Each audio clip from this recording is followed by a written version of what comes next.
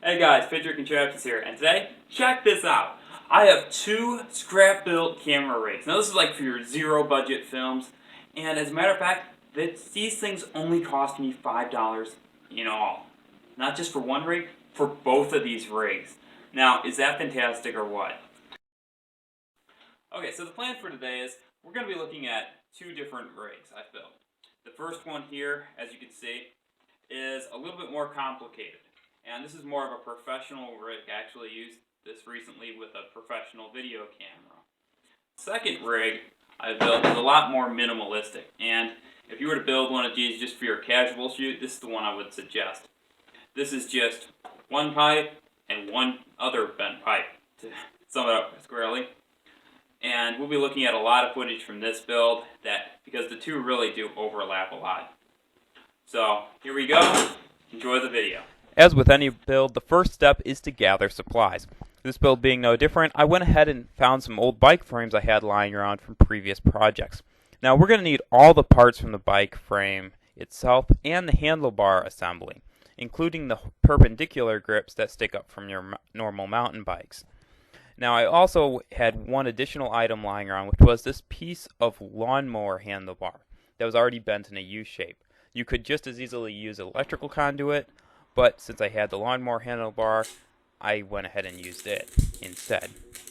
So I welded the lower section of the bicycle, you can actually see the two nuts here from where your water bottle holder would normally be, onto the U-shaped section of bar.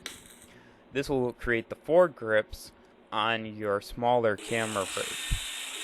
Of course, now we have to create the base plate for the rig, and I did this by first off sanding all the paint off of the rig to prevent it from catching fire during welding, and then I plasma cut out of a 1/4 of an inch section of steel a small plate about 4 inches long and about 3 inches wide for mounting the camera to.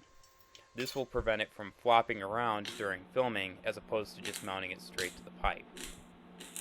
I then welded this, making very careful to make sure it was level with the actual foregrips of the rig. Now, it's important when you're welding this to take into account that you're going to have to drill a hole through this to mount the camera bolt. And by drilling the hole, you will be going through the welds if you do them the entire way across. So what I opted to do instead of doing a weld entirely across, which would make the rig extremely strong, but it doesn't really need to be extremely strong, it just needs to be strong enough to hold the camera. So I actually left a slight gap about a 1/2 inch in the middle where I didn't weld, just to make that hole through to hold the camera and not put the extra wear and tear on my drill bit by having to also drill through the welding material. After this was done, I trimmed off the edges of the plate that holds the camera. This is just to make sure that nobody gets cut on these sharp pointed edges, and also that no equipment gets damaged. In the video world, you're dealing with equipment that's often several $1,000s, so having that get nicked by accident is unacceptable on every degree. Oops, I forgot to shoot how to actually make the back of these rigs. And the reason for that is I was building these late into the night because we had a film shoot I needed them for the next day. That being said, the back padding section of both of these rigs is built out of pipe insulation. Now what I did was I simply took that insulation and I ran it around the outside and then I wrapped it in electrical tape. It's an important part of the build to use electrical tape and not use duct tape, because if you use duct tape as you're wearing this throughout the day, it's going to wear off on your suit. As is, we use these for a whole weekend shooting, pretty much 8 hours a day. Nothing wore off on anybody. So that's a very important detail to take note of. Also, I wrapped both of the camera connection points with electrical tape. Now the reason for this is you don't want to scrape up the bottom of your camera.